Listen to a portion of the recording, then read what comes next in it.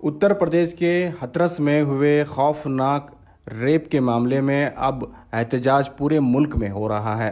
कर्नाटक में SDPI party की जानिब से बेंगलुरु के मैसूर सर्कल में एहतजाज किया गया। इस एहतजाज में एसडीपीआई के सीनियर लीडरान शामिल रहे।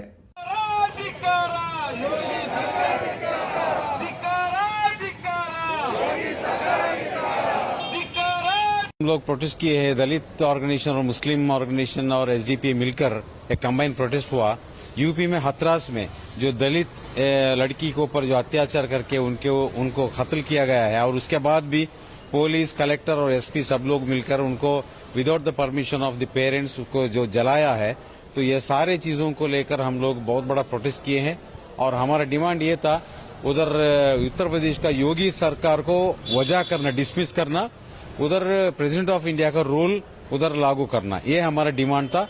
और हम लोग पूरे बेंगलुरु शहर के अलग अलग इलाकों में भी प्रोटेस्ट किए हैं और ये पूरे कर्नाटक स्टेट के अंदर, पूरे जिले के अंदर भी प्रोटेस्ट हम लोग जारी किए।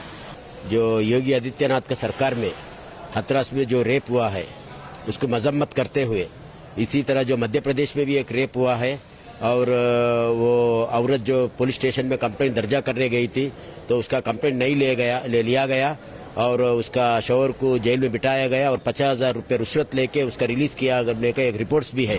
उसी तरह दूसरे शहरियों में बच्चों का और औरतों का रेप हुआ है।